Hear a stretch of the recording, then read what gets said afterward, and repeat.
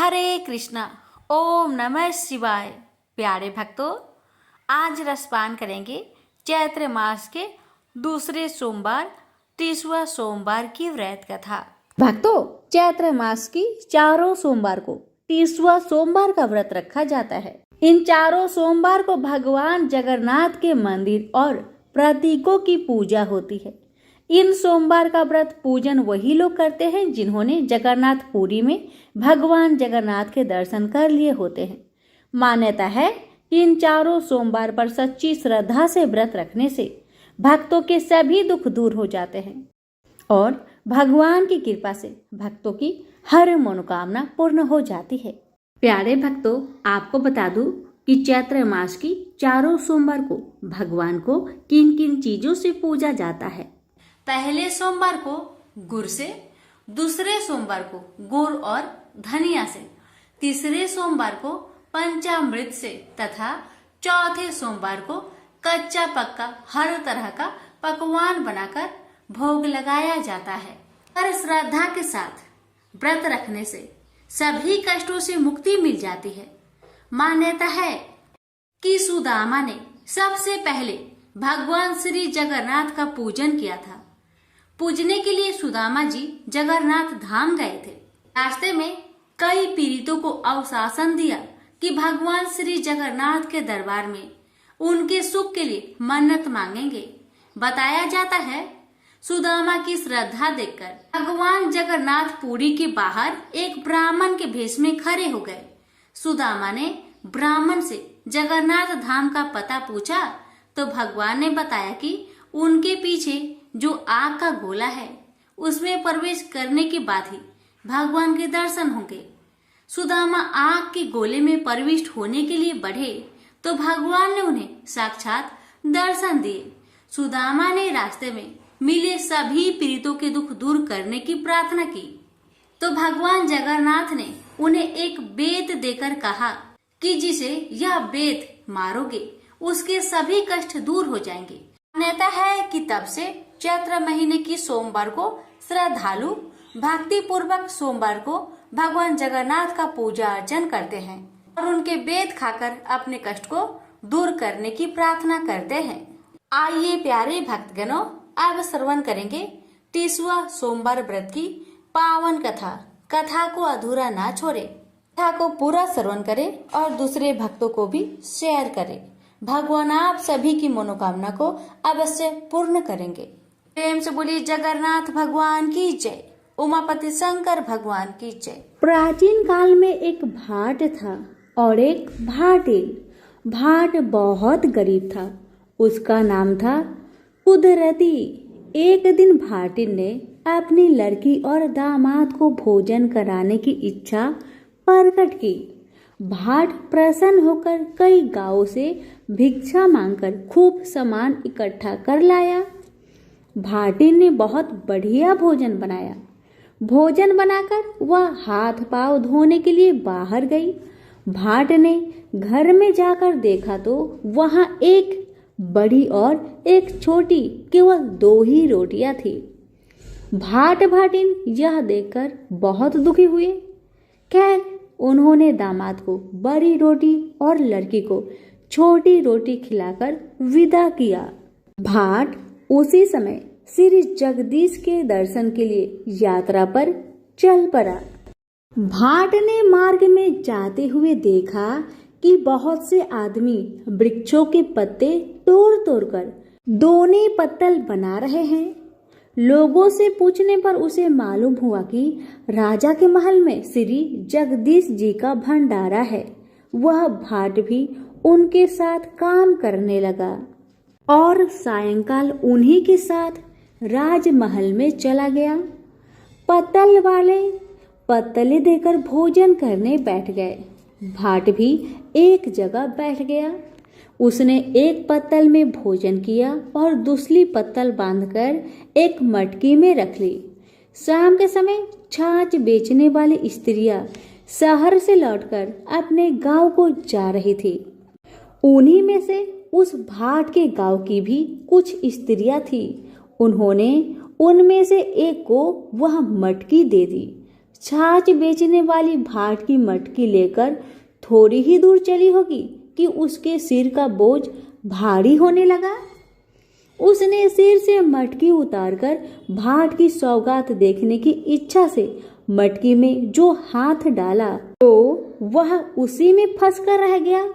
बहुत कोशिश करने पर जब भी हाथ न निकला तो उसने श्री जगदीश जी का याद किया और कहा, भाट की सौगात भाट के यहाँ जाए, हमारा हाथ छूट जाए। इतना कहते ही हाथ मटकी से बाहर निकल आया। घर पहुंचकर उस स्त्री ने अपने सास से कहा कि इस मटकी को देखना नहीं, भाटिन को बुलाकर उसे सौंप देना, पर सास ना मानी। उसने मटकी खोलकर देखी तो उसमें हीरे पन्ने भरे हुए थे। उसने मटकी को अपने घर में रखकर भाटिन को एक मटकी भर गेहूं देने का विचार किया। जब उसने गेहूं निकालने के लिए कच्ची कोठार का छेद खोला तो उसमें से कीड़े मकोड़े निकलने लगे।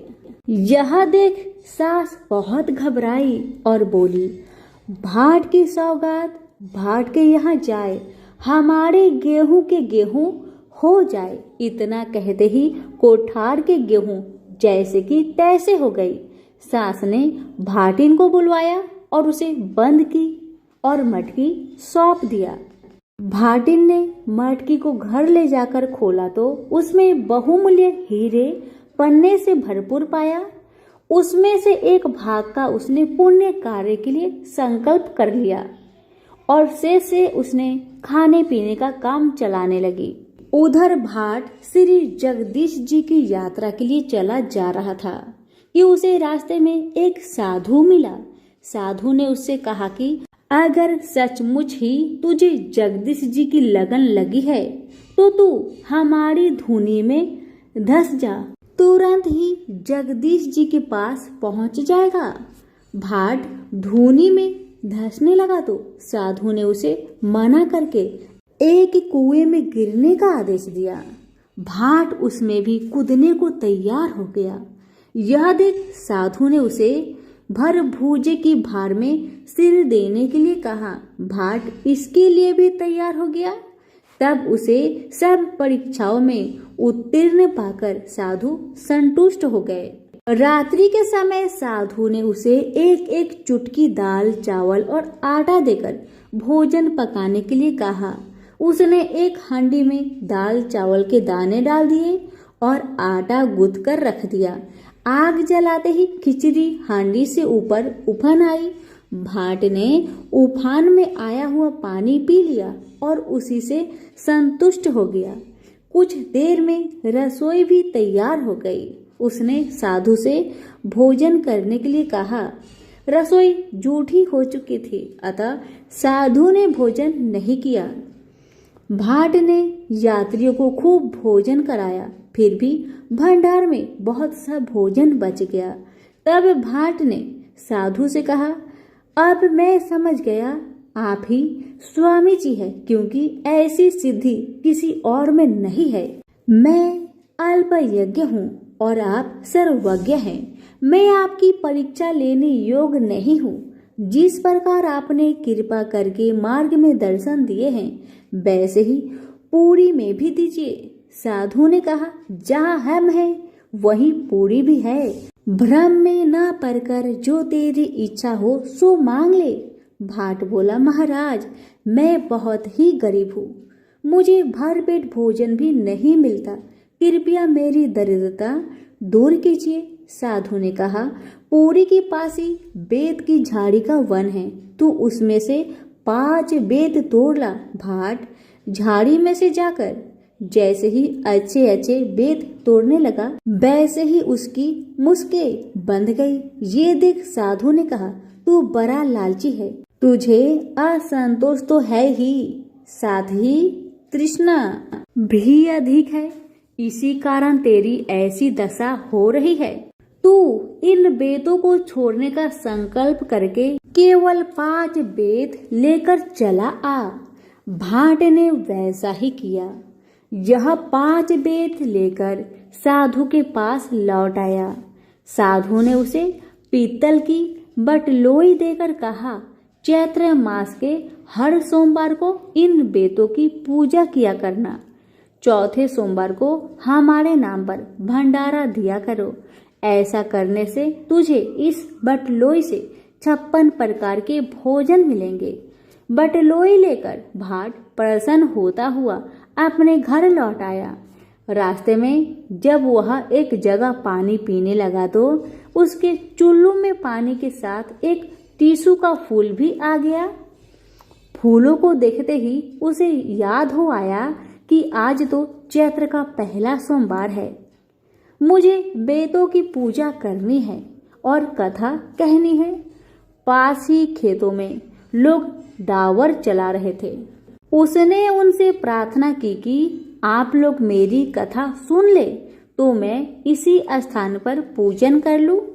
किंतु किसी ने भी उसकी बात पर कोई ध्यान नहीं दिया और निराशा होकर आगे बढ़ गया। उसके जाते ही किसानों का अनाज आप से आप जलने लगा। यह देख वे भाट को वापस बुला लाए।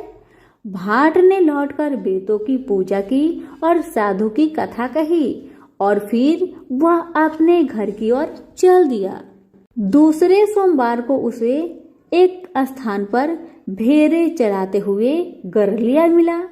उसने उससे भी कथा सुनने की प्रार्थना की, पर गरलिये ने भी उसकी बात पर कोई ध्यान नहीं दिया। तभी उसकी भेड़ भी अचानक नजरों से ओझल हो गई। तब उसने भाट को बुलाकर कथा सुनी।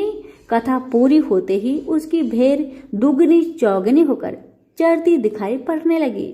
भाट के 2 लड़कियां थी। उनमें से एक बड़े अमीर घर की ब्याही थी और दूसरी उसी गांव के एक गरीब लड़के से। तीसरे सोमवार को भाट बड़ी लड़की के घर पहुंचा। उसने उससे कथा सुनने के लिए कहा, पर उसने उसकी बात पर कोई ध्यान नहीं दिया। तब वह वहां से चलकर अपनी गरीब लड़की के घर गया। गरीब लड़की अपने पिता से बहुत प्रीतिपूर्वक मिली। उसने अपने पिता की इच्छा अनुसार पूजा के लिए चौका लगा दिया। पिता श्रद्धा पूर्वक पूजा करने लगा। उधर लड़की घर में से सन की आंटी लेकर बनिए के यहाँ से पूजा के लिए घी गुड़ ले आई। उसने उसी घी गुड़ से साधु के नाम का हवन करके प्रेम से कथा सुनी। इसके बाद उसने साधु की दी हुई बटलोई में बेत डालकर खटखटाया तो कच्चे पक्के 56 प्रकार के पदार्थों के ढेर लग गए।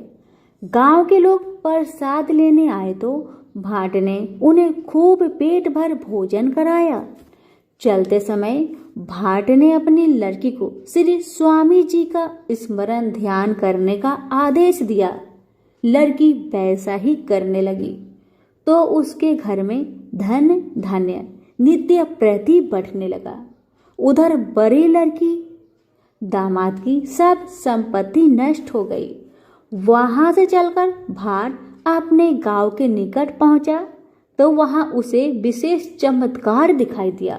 गांव के बाहर नए नए बाग बगीचे मंदिर तालाब आदि देखकर वह बहुत चकित हुआ।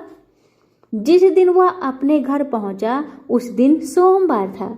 उसने गांव भर के लोगों को निमंत्रण दिया और बेतों की पूजा करके बतलोई में बेट खटखटाया तो 56 प्रकार के पदार्थ के ढेर लग गए। गांव के छोटे बड़े सभी लोग उसके यहाँ भोजन करने आए और भोजन करके आनंदित होते हुए चले गए। बाद में उसने राजा के यहाँ भी प्रसाद पहुंचाया। राजा को अपने नाई से पहले ही भाट की बतलोई की करामत का हाल मालूम हो चुका था। राजा ने यह बात मंत्रियों से कही और यह भी बताया कि किसी युक्ति से भाट के पास से वह कारामाती बटलोई ले जाए।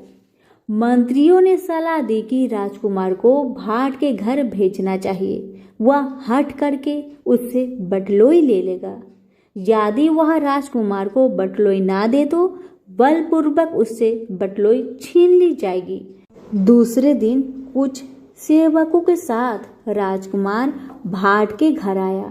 जब उसने भाट से बटलोई मांगी तो उसने प्रसन्नता पूर्वक बटलोई राजकुमार को दे दी।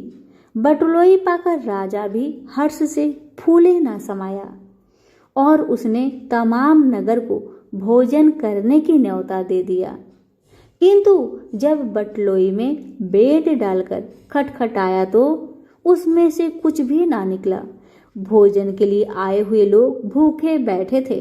भंडार में भी अनाज नहीं था। राजा ने क्रोध होकर भाट को पकड़ने के लिए सिपाही भेजे, पर वह तो पहले ही रफू चक्कर हो चुका था।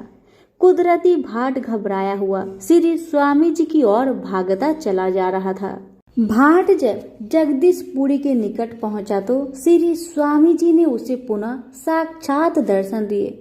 उसने स्वामी जी को साष्टांग प्रणाम कर बटलोई की घटना उन्हें सुना दी और अपने बड़े दामाद का समाचार भी बता दिया। स्वामी जी ने कहा कि घर लौटकर राजा रानी से अपनी बटलोई ले लो और अपने दामाद को कहानी सुना दो।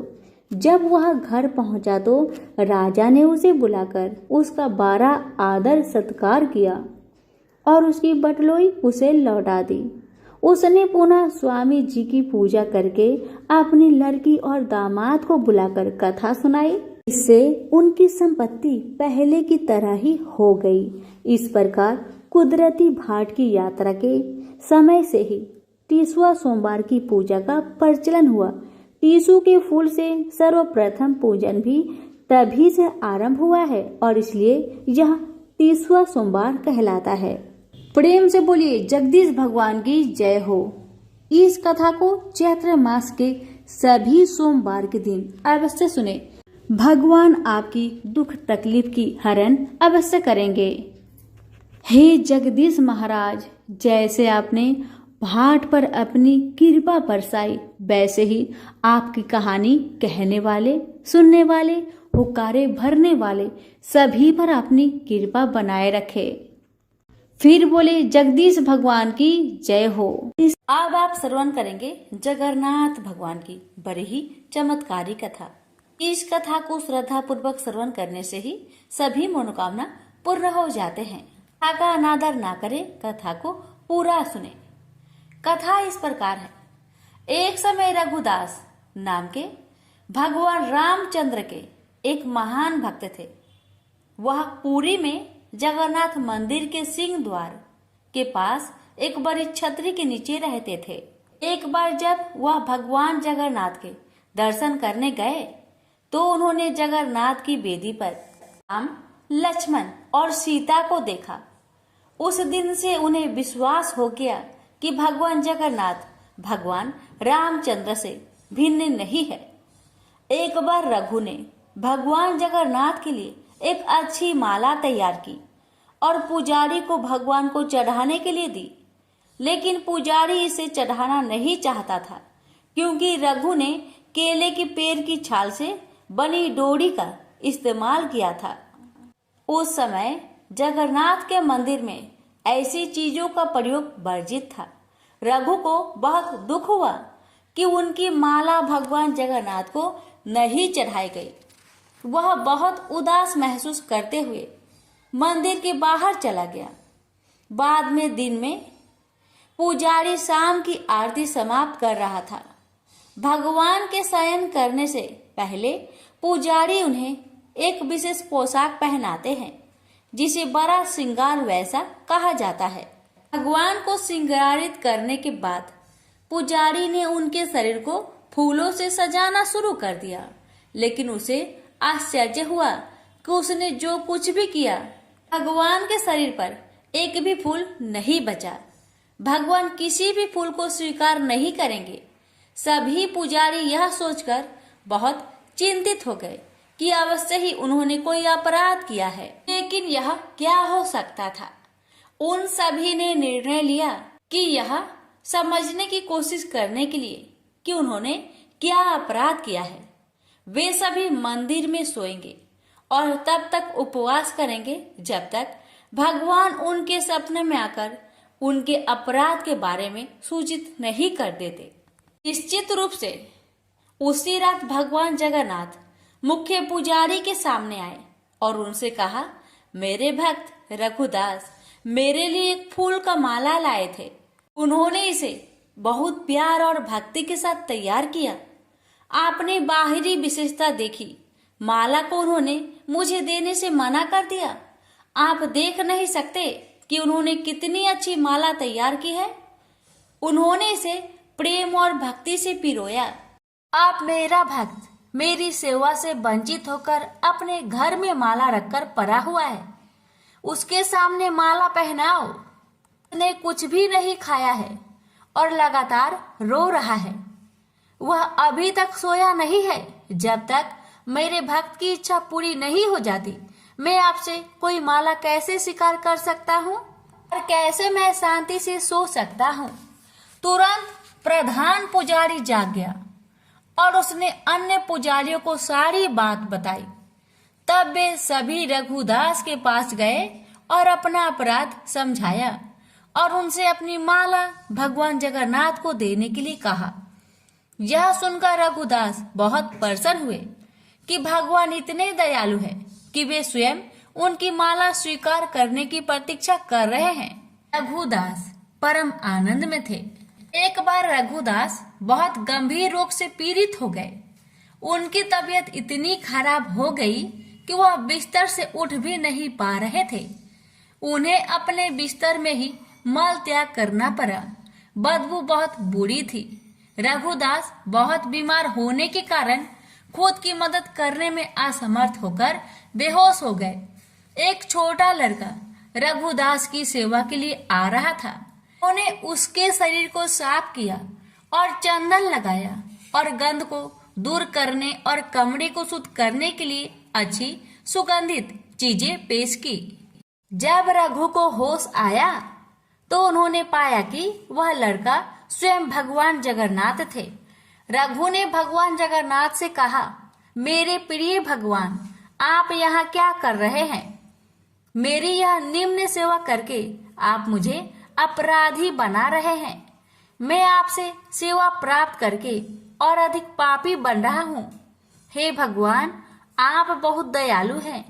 आप ब्रह्मांड के स्वामी हैं। आप सब कुछ करने में समक्ष है। यदि आप चाहे तो आप मेरी बीमारी को आसानी से ठीक कर सकते हैं। मुझे ठीक करने के बजाय आप मेरी यह निम्न सेवा क्यों कर रहे हैं? भगवान ने उत्तर दिया, हाँ, मैं तुम्हें आसानी से ठीक कर सकता हूँ, लेकिन मैं चाहता हूँ कि तुम अपने सभी प्रबंध कर्मों से मुक्त हो जाओ, ताकि तुम इस जीवन के अंत में मेरे निवास पर वापस जाओ। तुम्हें ये भी जानना चाहिए कि जैसे कि मेरे भक्तों को मिलता है, मेरी सेवा करने से सुख मिलता है, मुझे भी अपने भक्तों की सेवा करने से सुख मिलता है। मैं सदैव आपकी सेवा करना चाहता हूँ।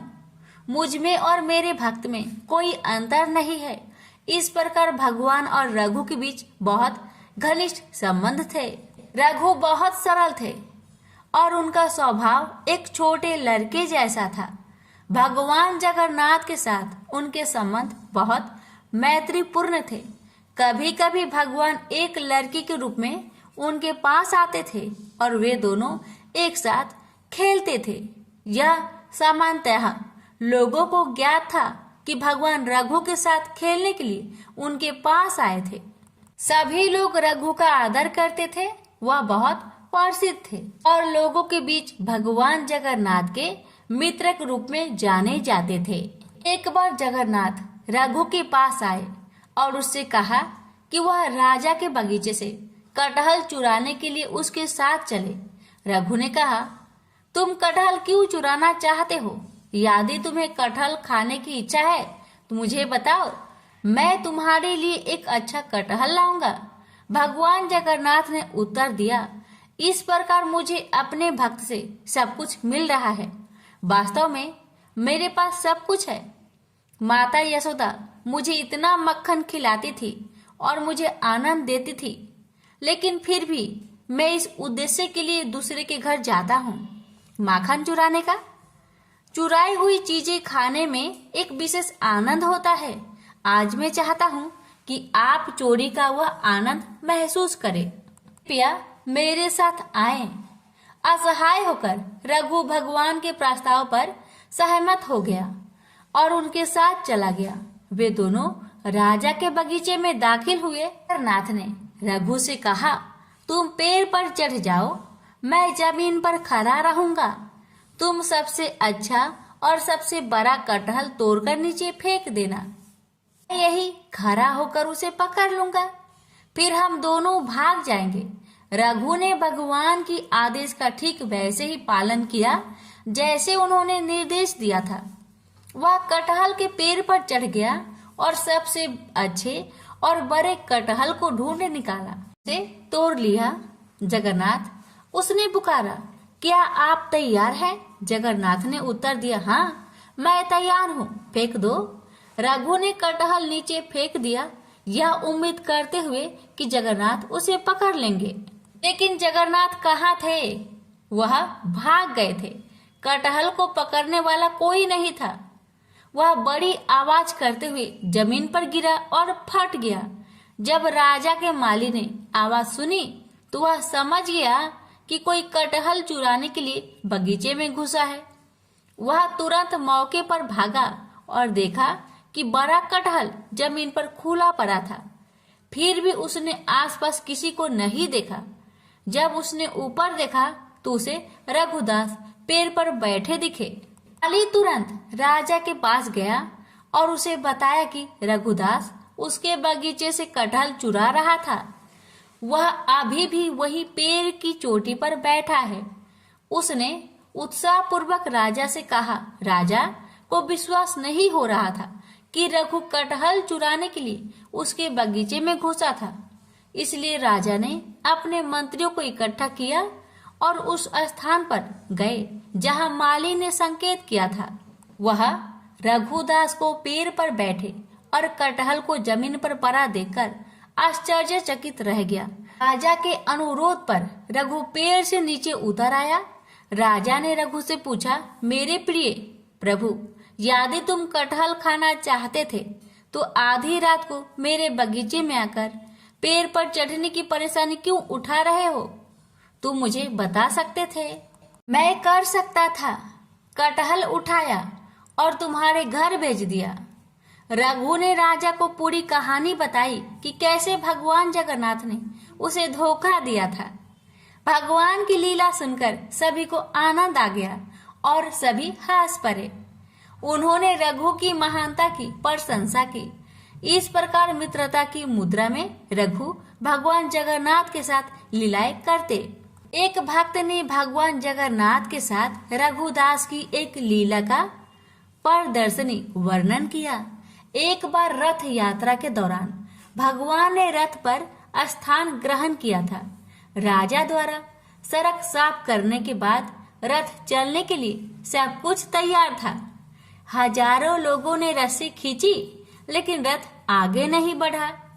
स्थिति को देखते हुए ब्रिटिश साहिवा ने रथ को खींचने के लिए एक शक्तिशाली हाथी की व्यवस्था की, फिर भी रथ नहीं हिलेगा।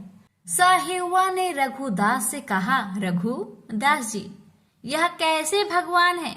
मैंने हाथियों को लगा रखा है, फिर भी यह रथ नहीं चलेगा। यह सुनकर रघु रथ पर चढ़ गए और भगवान जगन्नाथ के निकट गए। उसने प्रभु के कान में कहा, तुरंत रथ चलने लगा। यह देखकर साहिवा आश्चर्यचकित रह गए। उन्होंने रघुदास से कहा, आप पूर्ण हैं और आपके भगवान भी पूर्ण हैं। रघुदास जहाँ भी रहते थे, प्रसाद से भरा बर्तन किसी के भी लेने के लिए बाहर छोड़ देते थे। वह उसी बर्तन से प्रसाद लेता था जिसे पशु पंछी लेते थे। यह उनका अद्भुत स्वभाव था। वह भगवान जगन्नाथ को बहुत प्रिय थे। राम सिंघारी वर्तमान समय में उपासकों के समाज में सबसे विद्वान व्यक्तित्वों में से एक माने जाते थे। उनके पास कोई शैक्षणिक डिग्री या डिप्लोमा नहीं था, लेकिन उन्हें भारत के प्राचीन महाकाव्यों का गहन ज्ञान था। भारत के विभिन्न हिस्सों से आने वाले कई लोग उन्हें अपने आध्यात्मिक मार्गदर्शक के रूप में मानते थे। उन्होंने केवल महाप्रसाद खाया, जो भगवान जगन्नाथ को चढ़ाए जाने वाला चावल का भोग है। एक दिन किसी कारणवश उसके बेटे उसे मंदिर से नहीं लाए। हालांकि उसने पूरे दिन कुछ भी नहीं खाया था, फिर भी उसने कभी अपनी भूख प्रकट नहीं की। केवल उसकी पत्नी को पता था। जब वह उदास लग रही थी, सिंघारी ने उसे सत्वना दी। वह देगा, वह भेजेगा, लेकिन आधी रात को कौन देगा? सब सो गए, उसकी पत्नी भी। कुछ देर बाद दरवाजे पर हल्की सी दस्तक हुई। दरवाजा खुलने पर बूढ़े व्यक्ति को एक केले का पत्ता मिला, जिसमें 7 प्रकार के मंदिर के केक थे। कोई नहीं था। अगली सुबह जब उसने यह घटना बताई तो किसी ने उस पर विश्वास नहीं किया। पूरे दिन भगवान जगन्नाथ का यह चमत्कार लोगों के मन में छाया रहा। अगली रात सिंघारी को सपने में आवाज आई, क्या तुमने वह सब कुछ खा लिया जो दिया गया था? प्रेम से बोलिए जगन्नाथ भगवान की जय। एक समय रघुदास नाम के भगवान रामचंद्र के एक महान भक्त थे। वह पुरी में जगन्नाथ मंदिर के सिंह द्वार के पास एक बड़ी छतरी के नीचे रहते थे। एक बार जब वह भगवान जगन्नाथ के दर्शन करने गए तो उन्होंने जगन्नाथ की वेदी पर राम, लक्ष्मण और सीता को देखा। उस दिन से उन्हें विश्वास हो गया कि भगवान जगन्नाथ भगवान रामचंद्र से भिन्न नहीं है। रघु ने भगवान जगन्नाथ के प्रति मैत्रीपूर्ण प्रेम सख्य रस विकसित किया। एक बार रघु ने भगवान जगन्नाथ के लिए एक अच्छी माला तैयार की और पुजारी को भगवान को चढ़ाने के लिए दी। लेकिन पुजारी इसे चढ़ाना नहीं चाहता था, क्योंकि रघु ने केले के पेड़ की छाल से बनी डोरी का इस्तेमाल किया था। उस समय जगन्नाथ के मंदिर में ऐसी चीजों का उपयोग वर्जित था। रघु को बहुत दुख हुआ कि उनकी माला भगवान जगन्नाथ को नहीं चढ़ाई गई। वह बहुत उदास महसूस करते हुए मंदिर से बाहर चला गया। बाद में दिन में पुजारी शाम की आरती समाप्त कर रहा था। भगवान के शयन करने से पहले पुजारी उन्हें एक विशेष पोशाक पहनाते हैं, जिसे बड़ा श्रृंगार बेसा कहा जाता है। भगवान को श्रृंगारित करने के बाद पुजारी ने उनके शरीर को फूलों से सजाना शुरू कर दिया। लेकिन उसे आश्चर्य हुआ कि उसने जो कुछ भी किया, भगवान के शरीर पर एक भी फूल नहीं बचा। भगवान किसी भी फूल को स्वीकार नहीं करेंगे। सभी पुजारी यही सोचकर बहुत चिंतित हो गए कि अवश्य ही उन्होंने कोई अपराध किया है। लेकिन यह क्या हो सकता था? उन सभी ने निर्णय लिया कि यह समझने की कोशिश करने के लिए कि उन्होंने क्या अपराध किया है, वे सभी मंदिर में सोएंगे और तब तक उपवास करेंगे जब तक भगवान उनके सपनों में आकर उन्हें उनके अपराध के बारे में सूचित नहीं कर देते। निश्चित रूप से उसी रात भगवान जगन्नाथ मुख्य पुजारी के सपने में आए और उनसे कहा, मेरे भक्त रघु दास मेरे लिए एक फूल की माला लाए हैं। उन्होंने इसे बहुत प्रेम और भक्ति से तैयार किया है। आपने डोरी की बाहरी विशेषता देखी और उसे माला मुझे देने से मना कर दिया। आप देख नहीं सकते कि उसने कितनी अच्छी माला तैयार की है। उन्होंने इसे प्रेम और भक्ति से पिरोया। अब मेरा भक्त मेरी सेवा से वंचित होकर माला सामने रखकर अपने घर में पड़ा हुआ है। उसने कुछ भी नहीं खाया है और लगातार रो रहा है। वह अभी तक सोया नहीं। जब तक मेरे भक्त की इच्छा पूरी ना हो जाती, मैं आपसे कोई माला कैसे स्वीकार कर चैन से सो सकता हूँ। तुरंत प्रधान पुजारी जाग गया और उसने अन्य पुजारियों को सारी बात बताई। तब वे सभी रघुदास के पास गए और अपना अपराध समझाया और उनसे अपनी माला भगवान जगन्नाथ को देने के लिए कहा। यह सुनकर रघुदास बहुत प्रसन्न हुए कि भगवान इतने दयालु हैं कि वे स्वयं उनकी माला स्वीकार करने की प्रतीक्षा कर रहे हैं। प्रेम से बोलिए जगन्नाथ भगवान जी की जय। हे भगवान, आपकी कथा को कहने वाले और श्रद्धा पूर्वक सुनने वाले सभी भक्तों पर अपनी कृपा सदा सर्वदा बनाए रखे।